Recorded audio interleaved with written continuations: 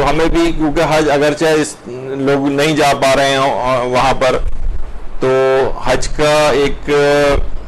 حق بھی ہے، اتنا قریب کی تاریخیں ہیں، تو بس ایک ایسے ہی برکت کے لیے، اگرچہ حاجی نہیں بھی جا پا رہے تب بھی برکت کے لیے کچھ حج کے مسائل اور احکام کا ایسی سرسریسا رینڈم سے مسائل ہیں یہ. ظاہر ہے کہ اتنا تفصیلی موضوع ہے کہ یہاں پر ایک دفعہ ایک سیمسٹر ہوا تھا جس میں بہرحال ایک انعام بھی رکھا گیا تھا کہ جو بھی اس میں فرسٹ آئے گا اس کو حج پہ بھیجا جائے گا، اور اس طرح سے بہت سے لوگوں نے اس میں کنٹریبیوٹ کیا تھا. تو اس کے تقریباً 30 کلاسیں یہاں پر ہوئی تھیں حج سیمسٹر کی، یعنی 1.5 گھنٹے کی تقریباً 30 کلاسیں یہاں پر ہوئی تھیں. تو اتنے تفصیلی مسئلے ہیں حج کے، تو ظاہر ہے وہ تو نہیں، لیکن ہم بس ایک برکت کے لیے صرف آدھا گھنٹہ ہمارے پاس ہے، اس میں جتنے بھی احکام بیان ہو سکیں ایک برکت حاصل ہو جائے گی اور حج کا ایک حق ادا ہو جائے گا. ٹھیک ہے، نہیں جا پا رہے ہیں حاجی وہاں پر، لیکن بہرحال یہاں رہتے ہوئے حج کے احکام کو تھوڑا سا برکت کے لحاظ سے سیکھا جا سکتا ہے. دیکھیے سب سے پہلی بات تو یہ ہے کہ اکثر لوگ کہتے ہیں کہ جناب حج کو ٹالے جاتے ہیں کہ جب تک حج کا بلاوا نہیں آئے گا تب تک ہم حج پہ نہیں جائیں گے. قرآن کے اندر باقاعدہ استطاعت جن کے اوپر ہوتی ہے ان کے لیے ایک انویٹیشن آ چکا ہے اللہ کی طرف سے، وَأَذِّن فِي النَّاسِ بِالْحَجِّ، سورہ حج میں لوگوں کو درمیان حج کا اعلان کر دو. یعنی مستطیع افراد کے لیے باقاعدہ انویٹیشن آ چکا ہے. ان کے لیے اب کوئی الگ سے انویٹیشن نہیں آئے گا کہ ہمارا بلاوا نہیں آ رہا ہے، بلاوا آ چکا ہے. جس کے اوپر بھی استطاعت ہے،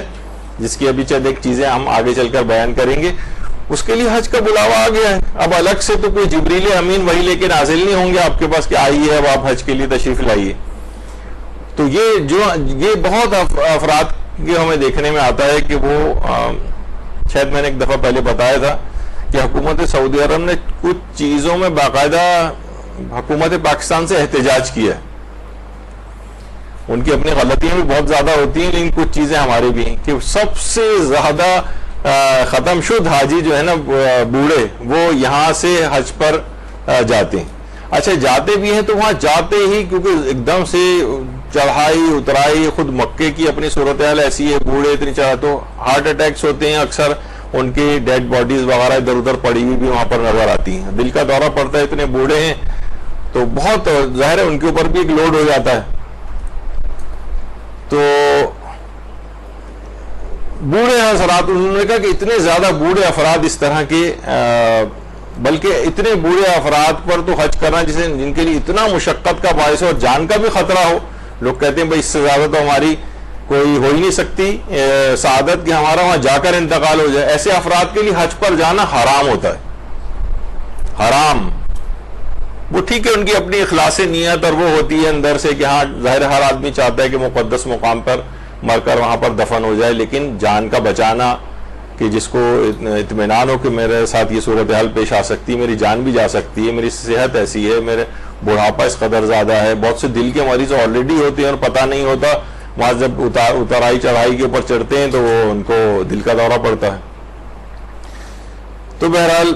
ایک تو اس پر، اور دوسری ایک اور چیز پر انہوں نے احتجاج کیا ہے، وہ یہ ہے کہ یہاں سے خاص طور پر ہمارے اندرون پنجاب وغیرہ کی جو خواتین ہیں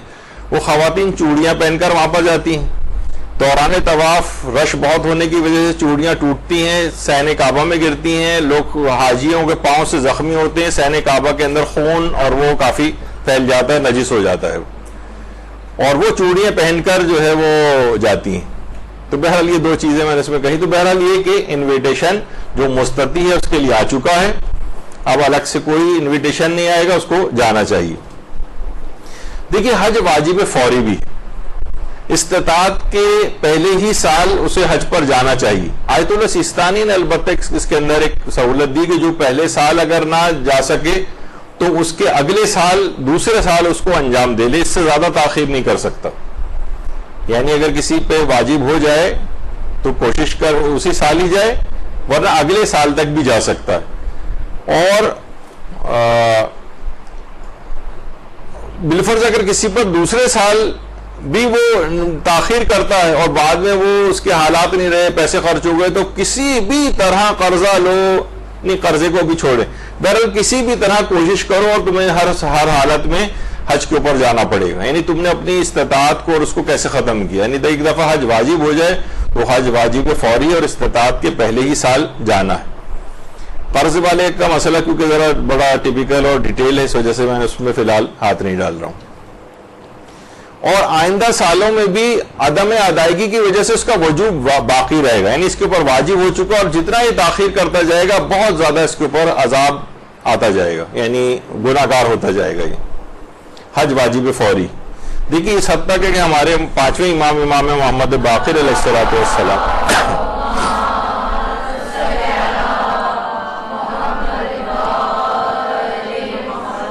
فرماتے ہیں کہ مردے اپنی قبروں میں آرزو کرتے ہیں کہ اے کاش وہ دنیا اور دنیا میں جو کچھ بھی ہے وہ دے دیتے اور اس کے عوض انہیں ایک حج کا ثواب مل جاتا۔ یعنی قبروں میں آرزو اس قدر یہ عظیم عبادت ہے، اس کو بالکل انسان اس طرح سے ضائع نہیں کرنا چاہیے اس کو، کیونکہ خدائے رحمان کا مہمان بن جاتا ہے۔ جو حج و عمرہ کرنے والے ہیں زائرین خانہ کعبہ انہیں ضیوف الرحمان، اللہ کے مہمان کہا جاتا ہے۔ اور آیت اللہ سیستانی ایک اور فرماتے ہیں کہ حج کا وجوب ضروریات دین میں سے، یعنی اگر کوئی شخص اس کے وجوب کا اقرار کرتے ہوئے اس کو ترک کرے، وہ سمجھ رہا ہے کہ یہ واجب ہے لیکن بس نہیں جا رہا ہے وہ، تو اس نے گناہ کبیرہ انجام دیا۔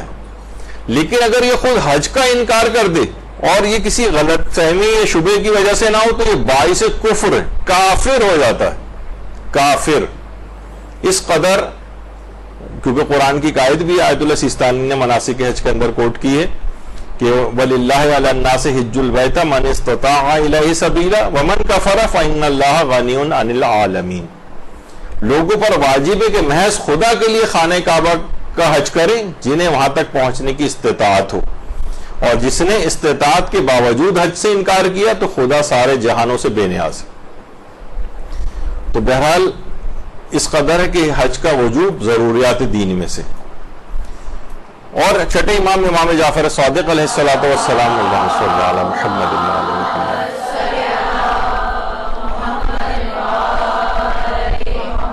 فرماتے ہیں کہ جب تک کعبہ قائم ہے اس وقت تک دین بھی اپنی جگہ برقرار رہے گا،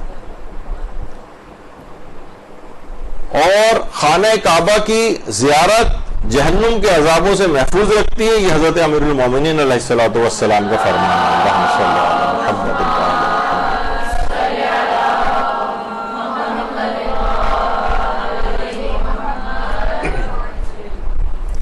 لیکن اس کی اتنی عظمت ہے اس کی، لیکن اس کے باوجود پیغمبر اکرم صلی اللہ علیہ وآلہ وسلم فرماتے ہیں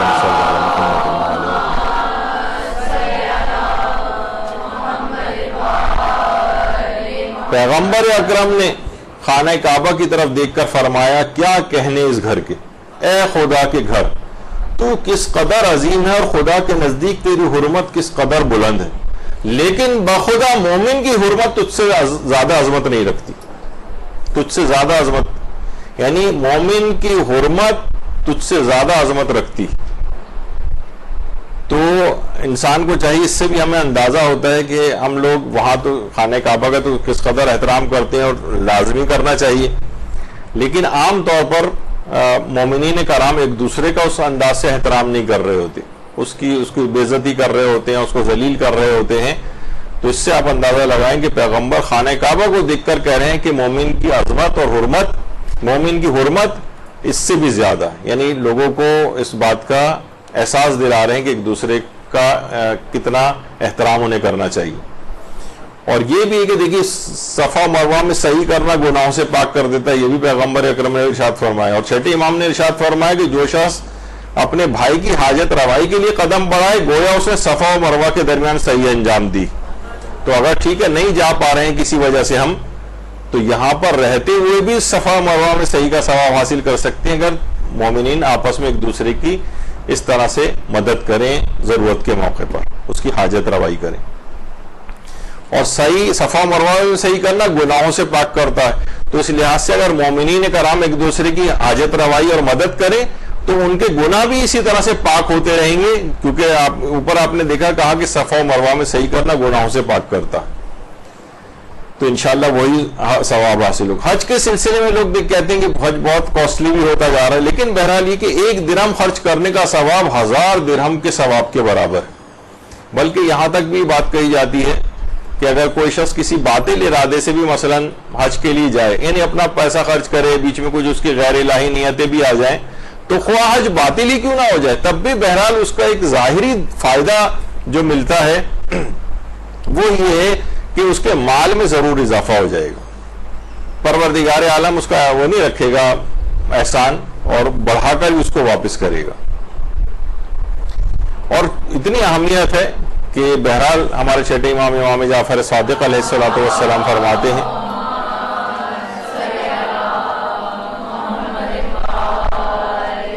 کہ جو شخص ہر 3 دن میں ایک مرتبہ سورہ حج کی تلاوت کرے گا وہ سال گزرنے سے پہلے حج پر چلا جائے گا، اور اگر سفر حج میں مر گیا تو داخل جنت ہوگا۔ تو بہرحال حج کی بہت فضائل اور چیزیں ہیں، اور حج کے 3 مہینے ہیں، یعنی شوال، ذی قعدہ اور ذی الحجہ۔ لوگ جب بھی یہ بات ہوتی ہے لوگ کہتے ہیں کہ بھئی حج تو صرف ذی الحجہ میں ہوتا ہے، یہ شوال اور ذی قعدہ کہاں سے آ گئے؟ تو دیکھیے حج کے 2 پارٹس ہوتے ہیں جس میں حج ہوتا ہے، ایک عمرہ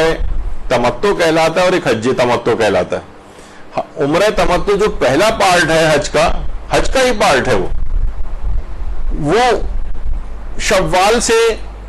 شروع ہو جاتا ہے، یعنی اگر کوئی شخص شوال میں عمرہ تمتع کے لیے چلا جائے تو وہ یہ کر سکتا ہے کہ اس کا حج ابھی سے شروع ہو جائے گا، یعنی اس نے پہلا پارٹ انجام دے لیا وہاں جا کر، اب البتہ اس کے لیے لازم ہو جاتا ہے کہ حج تک وہ پھر مکے کے اندر ہی رہے۔ تو اس لحاظ سے حج کے یہ 3 مہینے کہلاتے ہیں، شوال، ذی قعدہ اور ذی الحجہ۔ تو یہ حج کے 3 مہینے ہو جاتے ہیں۔ اگر کوئی شخص، یہ ضروری نہیں کہ اب مثلا آپ کو ذی قعدہ کے آخری دنوں میں فلائٹ ہوتی ہے یا ذی الحجہ میں ہوتی ہے، لوگ کہتے ہیں حج تو صرف ذی الحجہ میں ہوتا ہے، تو اس کا پہلا پارٹ اس لحاظ سے عمرہ تمتع جو ہے وہ شوال میں بھی ہو سکتا ہے، ذی قعدہ میں بھی ہو سکتا ہے، ذی الحجہ میں بھی ہو سکتا ہے۔ تو بہرحال اس لحاظ سے یہ 3 مہینے حج کے مہینے کہلاتے ہیں۔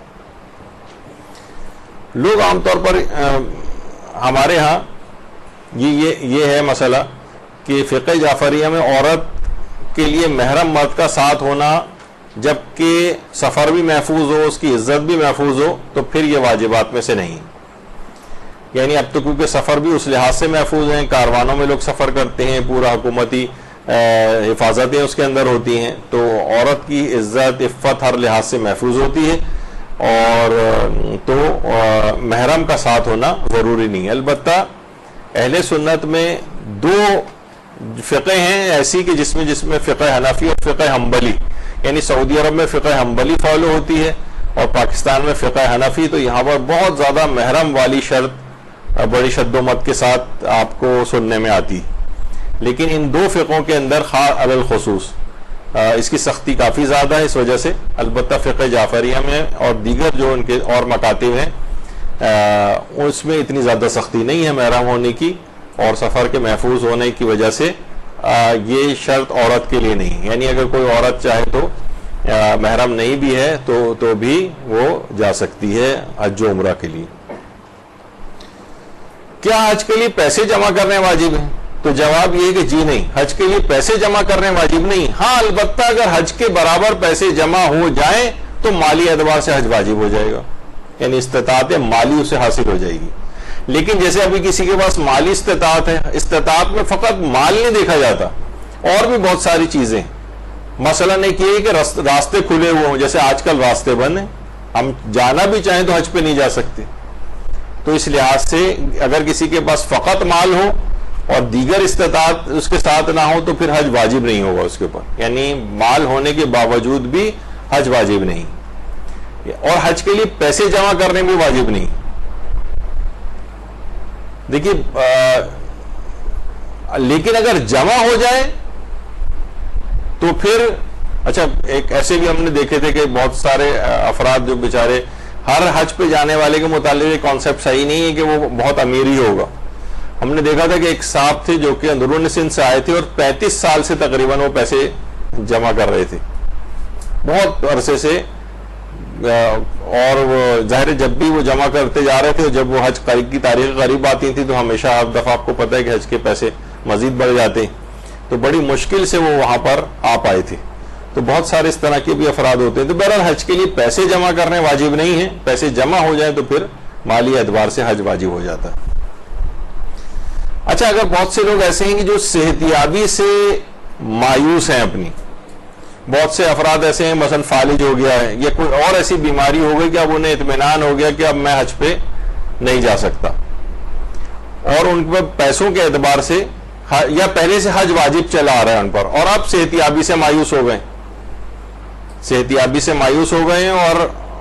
حج پہلے سے واجب تھا نہیں انہوں نے توجہ کی تھی، تو ان کے لیے نائب بنا کر حج پر بھیجنا یہ واجب ہو جائے گا۔ وہ یہ نہیں کہہ سکتے کہ بھائی اب تو میں خود ہی حج پہ نہیں جا سکتا، تو کوئی بات نہیں، آپ نائب بنا سکتے ہیں نا، تو آپ نائب بنا کر حج پر بھیجیے، یعنی اپنی صحت یابی سے مایوس شخص۔ لیکن جو اپنی صحت یابی سے مایوس نہیں، اسے پتا ہے کہ سال 2 سال میں میری بیماری ٹھیک ہو جائے گی، تو پھر وہ اس کے لیے نائب بنانے والا یہ مسئلہ نہیں ہوگا۔ یہ صرف اپنی صحت یابی سے مایوس شخص کے لیے ہے کہ جس پر حج واجب یعنی حج واجب ہو چکا تھا، تو اس کے لیے اپنی زندگی میں نائب بنا کر حج کا کروانا یہ واجب رہے گا۔ اچھا ایک چیز اور بھی ہے، یہ بھی امام زمانہ علیہ الصلوۃ والسلام کے حوالے سے،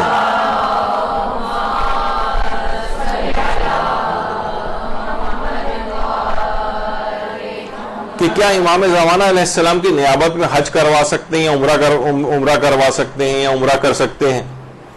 تو جواب یہ ہے کہ جی ہاں، کیا تو یہ جا سکتا ہے، البتہ علماء فرماتے ہیں بہتر ہے کہ حج و عمرہ کی، یعنی ایک تو ہے کہ ان کی نیابت میں حج کرنا، یہ میں حج یا عمرہ امام زمانہ علیہ السلام کی نیابت میں کر رہا ہوں، یہ بہت بڑی بات ہے، البتہ جائز ہے،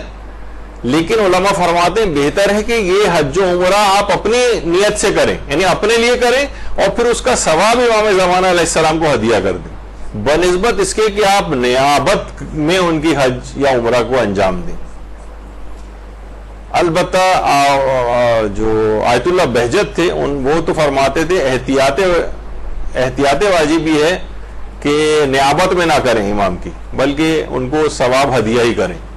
لیکن بہرحال آقا سیستانی وغیرہ کہتے ہیں جائز تو ہے کہ امام زمانہ علیہ السلام کے نیابت میں حج یا عمرے کو انجام دیں، البتہ بہتر یہی ہے کہ حج اور عمرے کو اپنی ہی نیت سے انجام دیں اپنے لیے، اور اس کے بعد اس کا ثواب امام زمانہ علیہ السلام کو یا چہاردہ معصومین علیہ السلام کو ہدیہ کر دیں۔ اچھا بعض اوقات یہ بھی ہوتا ہے کہ محروم پر حج واجب تھا لیکن اس کی میراث ہی اتنی ہے جس سے حج ہو سکے، تو اب کیا ذمہ داری؟ جواب یہ ہے کیونکہ یہ مالی واجبات میں سے حج، تو یہ اگر صرف اتنے ہی پیسے ہیں جس میں حج ہو سکتا ہے، مثلا جتنے میں بھی حج ہو رہا ہے 7-8 لاکھ روپے میں مثلا حج ہو رہا ہے، اور محروم کے پیسے بھی اتنے ہی ہیں، اب ورثاء کی مثلا نیت ان پیسوں کے اوپر لگی ہوئی ہے، تو وہ کہیں گے کہ اگر ہم نے یہ سارے پیسے حج میں کروا دیے تو ہمیں تو کچھ ملے گا نہیں، تو جی ہاں چاہے آپ کو کچھ نہ ملے، پہلے میراث کی تقسیم سے پہلے مرحوم کے مالی واجبات نکالے جاتے ہیں، اور حج مالی واجبات میں سے، نماز و روزہ مالی واجبات میں والا مسئلہ نہیں، وہ بڑے بیٹے پر واجب ہے، اور بڑا بیٹا وغیرہ کا مسئلہ اگر نہ ہو، وہ نہ ہو، یا وہ غیر شادی شدہ آدمی تھا مرحوم، تو پھر وہ مرحوم کے پیسوں سے کروانا تو کسی کے لیے بھی واجب نہیں، کوئی اپنی طرف سے اس کے ورثاء میں سے اس کے حق میں نیکی کرتے ہوئے اگر اس کے نماز و روزے کو اجارے پر رکھوا دے تو اس میں کوئی حرج نہیں ہے، لیکن مرحوم کہ چاہے کتنی ہی جائیداد کیوں نہ چھوڑ کر گیا ہو، نماز اور روزے کے پیسے اس کے میراث میں سے نہیں لیے جا سکتے۔ لوگ عام طور پہ کرتے ہیں کہ بھئی یہ مرحوم پیسہ چھوڑ کے گئے تو پہلے تو انہی پیسوں سے ہم ان کی نماز و روزے کو انجام دلوا دیں، جی نہیں، یہ بڑے بیٹے پر الگ سے واجب ہے، اور بڑا بیٹا اگر نہ ہو تو دیگر رشتہ دار اپنے پاس سے وہ کر سکیں تو کر لیں، یا یہ کہ سارے ورثاء ہی راضی ہو جائیں، یعنی جن جن کو وہ میراث ملنی ہے وہ سب راضی ہیں کہ بھئی ان پیسوں سے ہمیں کیا اتنا، سب لوگ مثلا مالی طور پر ویل ٹو ڈو ہیں، کوئی بات نہیں، انہی کے پیسوں سے ہم ان کا نماز و روزہ کروا دیتے ہیں۔ تمام بالغ ورثاء اگر راضی ہو جائیں، ایک بھی اگر نابالغ ہے تو معاملہ کھٹائی میں پڑ جائے گا۔ تمام مثلا سب کے سبھی بالغ اور سب کہہ رہے ہیں کہ ہماری طرف سے اجازت ہے کہ ٹھیک ہے ان کا نماز و روزہ ان کے مال سے کروا دیا جائے تو صحیح ہے، اور ایک بھی اگر راضی نہیں ہے ان میں سے تو یہ مسئلہ خراب ہو جائے گا۔ تو پھر وہ جو لوگ راضی ہیں فقط وہ اپنے پیسے سے کرائیں، اور میراث میں جتنی تقسیم شرعی جو ہے وہ ہر ایک کو اپنا شرعی حق ملے گا اس میں سے، اور پھر اپنے شرعی حق میں سے محروم کے اگر نماز روزہ کروانا چاہیں۔ لیکن جو حج ہے یہ مالی واجب ہے، اس میں پہلے مالی واجبات مثلا قرضہ نکلتا ہے، پہلے حج ہے اس مالی واجب، تو قرضے ادا کیے جائیں گے، حج ادا کروایا جائے گا، پھر کچھ بچے گا تو ورثہ میں تقسیم ہوگا، چاہے ورثہ کو کچھ نہ ملے لیکن وہ ان مالی واجبات میں خرچ ہو جائے گا. یہ ایک اہم مسئلہ. تو اگر مرحوم پر حج واجب تھا لیکن اس کی بعض اوقات میراث ہی اتنی نہیں ہوتی کہ حج کروائے جا سکے، تو کیا بڑے بیٹے پر یا ورثہ پر واجب ہے کہ وہ اپنے مال سے مرحوم کا حج کروائیں؟ تو جواب آپ نے سن لیا کہ نہیں، یہ واجب نہیں. بڑے بیٹے پر اپنے باپ کی نماز و روزہ کروانا تو واجب ہے، یعنی یا تو خود انجام دے یا کسی سے اجارے پر کروائے،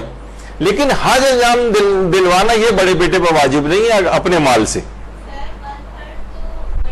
وہ نہیں، 1/3 پہ تو اس وقت ہے جب وہ وصیت کر کے گیا ہو. اگر اس نے وصیت ہی نہیں کی ہے، ویسے ہی چلا گیا ہے دنیا سے، تو پھر 1/3 بھی ورثہ میں تقسیم ہوگا. اور اگر 1/3 کی اسے وصیت کر کے گیا ہے تو صرف 1/3 جائیداد میں سے، وہ بھی اگر حج کے برابر ہو جائے، پتہ چلا کہ مثلا آدھا خرچہ نکل رہا ہے اس سے اور آدھا پھر نہیں نکل رہا ہے، تو پھر حج اس صورت میں بھی واجب نہیں ہوگا. تو بہرحال مرحوم کی اگر اتنی میراث نہیں تھی تو بڑے بیٹے یا دیگر ورثہ کی ذمہ داری حج کروانا نہیں کہ اپنے مال سے کروائیں، یہ واجب نہیں ہے. مرحومی کا میراث موجود ہے حج کے برابر تو اس کے مال سے اس کا حج کروانا ہے.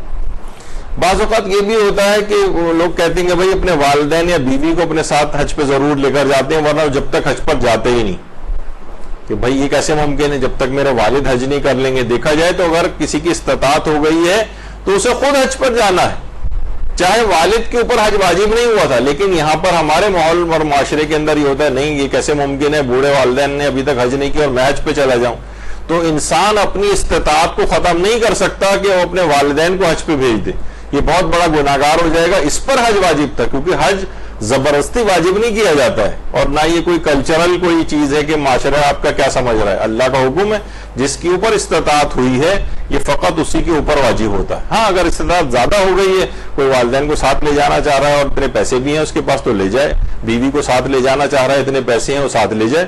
لیکن عام طور پر بیویاں بھی اس وقت تک نہیں جانے دیتی ان کو کہ جب تک ہمارے لیے بھی پیسے نہیں ہو جائیں گے یہ بھی نہیں جا پائیں گے، تو وہ بھی گناہگار ہوتی ہیں اگر وہ جانے نہیں دے رہی.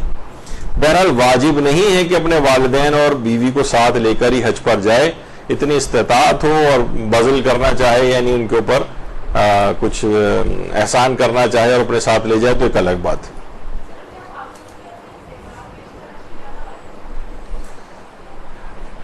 اگر وہ ایک تھوڑا سا ایک تفصیلی مسئلہ ہے، وہ ایک تو اختلافی بھی ہے، اور اگر کوئی عورت بہت زیادہ بوڑھی ہو گئی اور اب اس کے بالکل وہ زیور اب وہ پہنتی ہی نہیں ہے تو پھر ایک مسئلہ اس میں آ سکتا ہے کہ اپنے زیورات کو بیچے اور حج پر جائے، لیکن وہ الگ. اور تو جی آواز بہت کم آ رہی ہے.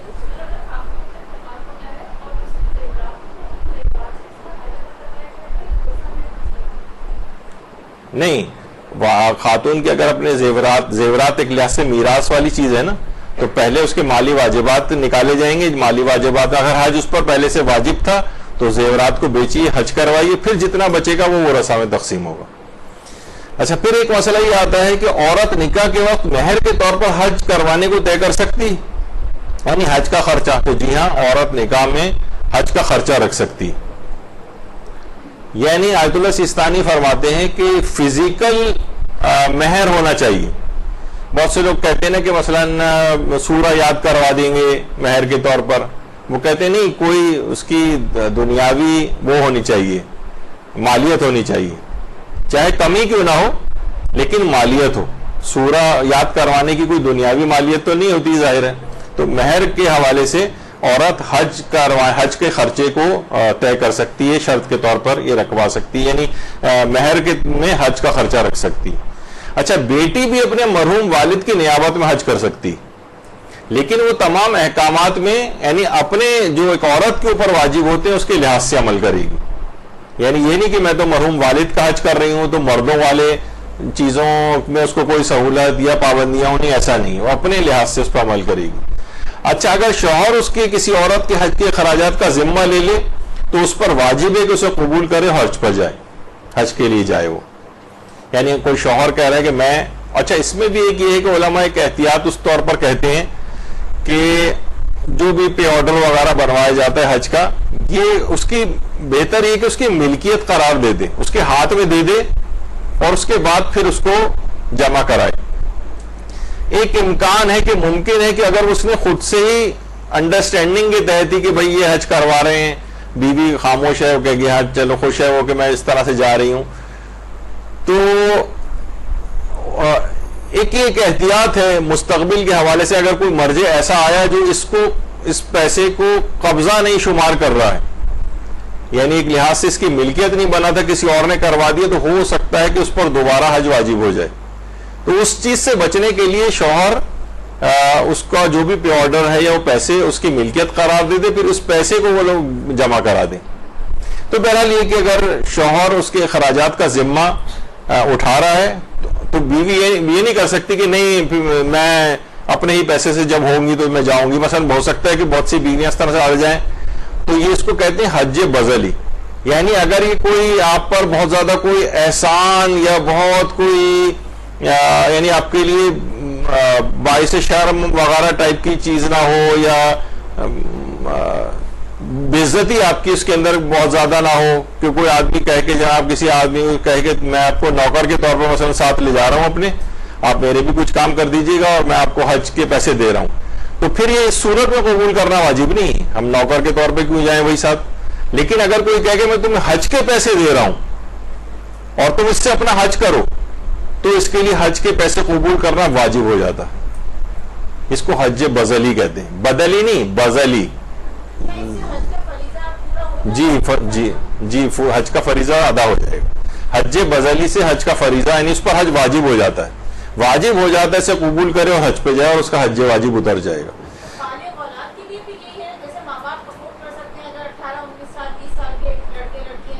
جی وہ اس طرح سے، جی بالکل، وہ اگر ان کو بذل کر دیں پیسے، یعنی کہ میں تمہارا خرچہ اٹھانے کو تیار ہوں، اولاد قبول کر کے اس کے ساتھ حج پہ جا رہی ہے، اولاد کا حج واجب اتر جائے گا۔ اچھا، عورت البتہ یہ ہے کہ اس میں خواتین کے لحاظ سے اس پوسٹ میں مسائل ہیں کہ عورت حالت جو نجاست ہے اس میں مسجد الحرام میں داخل نہیں ہو سکتی، البتہ استحاضے والی عورت مسجد الحرام جا سکتی۔ اچھا، عام طور پر ایک یہ بھی اس کے اندر مسئلہ پیش آتا ہے کہ عورت نجاست کی حالت میں احرام پہن سکتی، احرام بھی پہن سکتی ہے، تلبیہ بھی پڑھ سکتی ہے، البتہ اس حالت میں مسجد کے اندر نہیں جا سکتی، کیونکہ بہت سی میقات اس طرح کی ہیں کہ جہاں سے احرام باندھا جاتا ہے، احرام پہنا جاتا ہے، اس میں مسجد کے اندر جا کر تو وہاں یعنی احرام کی نیت کرائی جاتی ہے۔ تو وہ عورتیں کہ جو کہ اس وقت نجاست کی حالت میں ہیں، ان کو میقات پر پہنچ کر یعنی مسجد وغیرہ کے اندر داخل نہ ہوں، یا اس طرح کی مسجد ہو کہ ایک دروازے سے داخل ہوں، جیسے مدینے کی مسجد شجرہ ہے، یعنی لوگ عام طور پر زیارات کے لیے جاتے ہیں، پھر وہاں سے عمرے کا احرام پہنتے ہیں مسجد شجرہ سے، تو اس میں یہ ہے کہ مسجد شجرہ کے اندر جا کر ہی نیت، یعنی واحد مسجد ہے کہ جہاں پر مسجد کے اندر جا کر نیت کرنا ہوتی۔ اچھا، اب مسجد کے وہی میقات ہے مسجد کے اندر، یعنی اب عورت جو نجاست کی حالت میں وہ باہر کیسے نیت کرے؟ تو اس کے لیے ہے کہ عام مساجد کا یہ حکم ہے، خانہ کعبہ اور مسجد نبوی کا نہیں ہے۔ عام مساجد میں عورت حالت نجاست سے ایک دروازے سے داخل ہو کر چلتی ہوئی دوسرے دروازے سے بغیر روکے باہر نکل سکتی۔ تو وہاں مسجد شجرہ میں ایک مسجد کی، مدینے کی جو مسجد شجرہ ہے، جہاں کے متعلق یہ بات کہی جاتی ہے کہ سارے معصومین نے وہاں سے عمرے کا احرام پہنا ہے، واحد وہ مسجد ہے مسجد شجرہ، سارے معصومین نے وہاں سے عمرے کا احرام پہنا ہے، تو بہت بافضیلت ہے۔ تو وہاں پر عورتیں یہ کرتی ہیں کہ ان کو یہ بتایا جاتا ہے کہ مسجد شجرہ کے دروازے سے داخل ہوتے ہوئے نیت کرتی ہوئی اور تلبیہ پڑھتی ہوئی دوسرے دروازے سے باہر واپس آ جائیں، باہر نکل جائیں، یعنی کیونکہ مسجد کے اندر ہی نیت کرنی ہے اور وہیں سے ان کو تلبیہ پڑھنا ہے۔ لیکن خانہ کعبہ اور مسجد نبوی میں اس بات کی پرمیشن نہیں ہے، اندر داخل اس طرح سے وہاں تو اندر بھی داخل نہیں ہو سکتے۔ اچھا، البتہ یہاں ایک اور ٹیکنیکل مسئلہ بہت آتا ہے، مثلا ایک دروازے سے داخل ہوئی اور پڑھتی دوسرے دروازے سے باہر نکلنا ہے، لیکن اگر دوسرا دروازہ بند ہے تو یہ وہ دماغ میں ہوا کہ بھائی میں کونے تک دروازے تک تو گئی اور اس کے بعد پھر میں پلٹ کر وہاں سے پہلے والے دروازے سے باہر نکل جائے، تو اس کی اجازت نہیں، ضروری ہے کہ ایک دروازے سے داخل ہو کر دوسرے طرف کے دروازے سے باہر نکلے، اسی دروازے کی طرف واپس نہیں آ سکتے. تو بہرحال یعنی پھر یہ والا مسئلہ پھر وہ ٹیکنیکل ہو جاتا ہے، پھر وہاں پہ علماء اس کا دوسرا حل اس کا کوئی بتاتے ہیں. تو بہرحال یہ عورتوں کے لحاظ سے ہر حج کے چند ایک فقہی احکام تھے. اچھا بعض اوقات یہ دیکھیے یہ ہوتا ہے کہ حج کے لیے عورت کا مثلا مہر اتنا ہے کہ کچھ رقم اس کے اپنے پاس ہے، کچھ حج کے مہر کا شوہر سے تقاضا کرے تو مل کر اس کا حج کے برابر رقم بن جاتی. تو عورت پر واجب ہو جائے گا کہ اس مہر کا تقاضا اپنے شوہر سے کرے. یہ نہیں کرے کہہ سکتی شرما حضوری ہو رہی ہے، جہاں اتنی بے عزتی پروگرام شوہر کی ہر وقت ہوتی رہتی، تھوڑی سی اس متعلق اور کر لیجئے اور اس سے اپنا مہر نکلوائیں. تو بہرحال اگر کوئی نقصان نہیں ہے، مثلا یا تو یہ کہ شوہر کہہ رہا ہے ٹھیک ہے مہر لو اور میں تمہیں، عام طور پہ سمجھا یہ جاتا ہے نا کہ مہر مانگنے کے معنی طلاق لی جائے اس سے، نہیں، اس سے کوئی تعلق نہیں. شوہر پر ویسے ہی واجب ہے کہ وہ مہر کو ادا کرے. تو اگر وسعت بھی دے دی تھی عورت نے اس میں مہر کی ادائیگی میں، تب بھی جو ہے وہ اس کو تقاضا کرے. عندت طلب وغیرہ آپ دیکھیے نکاح نامے کے اندر ہوتے ہیں کہ جس وقت وہ طلب کرے اس وقت اس کو دینا پڑے گا. تو یا تو پوری رقم اس کے برابر ہو جائے تب بھی اس کو ڈیمانڈ کرنی واجب رہے گی، یا یہ کہ اس کے پاس دیگر کچھ پیسے رکھیں گے اور مہر کی رقم مل کر حج کے برابر بن جائے گی، تب بھی واجب ہو جائے گا کہ شوہر سے تقاضا کرو اور اس سے مہر لے کر حج پر جاؤ. سوائے اس کے کوئی اتنا بڑا نقصان ہو جو کہ ہوتا نہیں ہے تھیوریٹیکل، یہ کہ شوہر کہے گا ٹھیک ہے میں دینے کو تیار ہوں مہر کے پیسے، لیکن اس کے ساتھ ہی تمہیں طلاق دے کے بھی فارغ کر رہا ہوں. اس میں بھی یہ کہ اگر کوئی ایسا ماحول اور معاشرہ ہے کہ جہاں عورت کے لیے طلاق لینا کوئی اتنا بڑا مسئلہ نہیں ہے اور دوسری شادی بھی اس کی ہو جائے گی، تو اس معاشرے میں تو ٹھیک ہے شوہر سے طلاق بھی لے اور حج پر جائے اس طرح سے.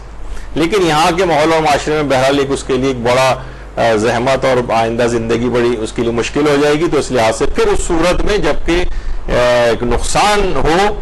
اور اس میں یہ بھی کہ شوہر ادائیگی بھی کر سکتا ہو، ایک ہے کہ شوہر کے مالی حالات ایسے نہیں ہے فی الحال کہ وہ ادائیگی کر سکے، اس صورت میں پھر واجب نہیں ہوگا کہ وہ اس سے تقاضا کرے. لیکن یہ اس طرح سے بھی ہو سکتا ہے، یا یہ کہ اسے پتا ہے کہ میں اگر شوہر سے مہر کا تقاضا کروں گی بھی تب بھی میرے پاس اتنی رقم نہیں جو حج کے برابر ہو سکے. یعنی مہر لے بھی لیا مثلا میں نے 2 لاکھ روپے، تب بھی حج تو جو 4-5 لاکھ روپے میں بن رہا ہے تقریباً. یا یہ کہ اچھا یہ نہیں کر سکتی کہ نہیں میں تو پرائیویٹ کاروان سے ہی جاؤں گی جو کہ 8-9 لاکھ روپے کا ہے اور میں ٹوین شیئرنگ روم ہی لوں گی مثلا جو اور 10 لاکھ روپے کا ہے. ہاں اگر کسی کی مالی سٹیٹس ایسا ہے تو ایک الگ بات ہے، لیکن عام طور پہ جب وہ مانگ کے جا رہی ہے اس کے پاس اتنے پیسے نہیں ہیں تو پھر وہ گورنمنٹ اسکیم وغیرہ کے اندر ہی جائے اور بہرحال حج واجب تو اس کا ادا ہو جائے گا. تو کم سے کم رقم کے اندر بھی یہ اس طرح سے چیز ہو سکتی ہے. لیکن اگر اس کے پاس حج کے برابر نہیں بن رہی ہے رقم تو پھر اس صورت میں پھر واجب نہیں رہے گا کہ وہ، کیونکہ وہ مانگ بھی لے گی اگر شوہر سے مہر تب بھی حج کے لیے نہیں جا سکتی. یعنی اتنی رقم اس کے پاس نہیں ہے کہ وہ حج کے تمام چیزوں کی اس کے اندر ادائیگی ہو سکے، واجبات وغیرہ کی وہ جا سکے وہاں پر، تو اس صورت میں پھر واجب نہیں رہے گا.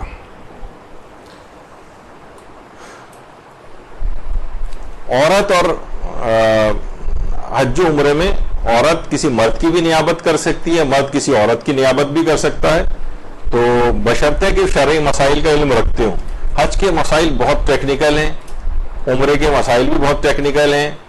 جب تک مکمل معلومات اس پہ نہ ہوں، بہت سے احتیاط واجب میں رجوع وغیرہ کے مسائل کو پتہ ہونا چاہیے، ورنہ آپ کے لیے بڑی مشکلات وہاں پر ہو سکتی ہیں.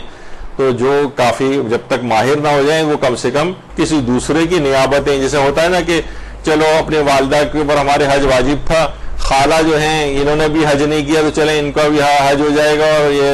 ان کو بھیج دیتے ہیں امی کی طرف سے. اب خالہ والا نہ ان کا وضو صحیح ہے، نہ مثلا غسل صحیح ہے، نہ کچھ ان کی نمازیں صحیح ہیں، نہ ان کا حجاب صحیح ہے، نہ نمازوں کی چیز پتہ ہے، نہ حج کا پتہ ہے، وہ حج کرنے جا رہی ہیں والدہ مرحومہ کی طرف سے. نہیں، ایسے افراد کو نہیں، جن کو صحیح شرعی طور پر مسائل کا صحیح طور پر علم ہو صرف ان کو نائب وغیرہ بنائیں. اس کے علاوہ ورنہ تو وہ اپنا حج وج بات کر کے آئیں گے، ان کے اوپر پتہ نہیں کتنے کفارے وغیرہ بھی ہو جائیں گے اور حج بھی صحیح طرح سے ادا نہیں ہو سکے گا. اگرچہ جتنے میں سوچ کے آیا تھا حج کے سرسری احکام میں باتیں اتنی لمبی ہوتی چلی گئی کہ 80% تو شاید رہ ہی گیا ہے، لیکن انشاءاللہ زندگی رہی اور آئندہ کبھی حج کے احکام بیان ہو تو مزید تفصیل میں جائیں گے. لیکن کیونکہ ایک برکت کا باعث بھی تھا، جتنا قریب ہے حج پہ لوگ جا بھی نہیں پا رہے، تو میرا دل یہ چاہ رہا تھا کہ حج کا ایک حق ہے کہ بہرحال یہ کہ اس کی چیزیں، احکامات، فضائل اور یہ باتیں آپ لوگوں کے سامنے پیش کی جائیں. تو فقہی مسائل کی حد تک چند چھوٹے چھوٹے موضوعات پر یہ ہماری آج کی گفتگو مکمل ہوئی. انشاءاللہ عید کے بعد نئے موضوعات کے ساتھ حاضر خدمت ہوں گے. وصلی اللہ علی محمد وآلہ الطیبین الطاہرین.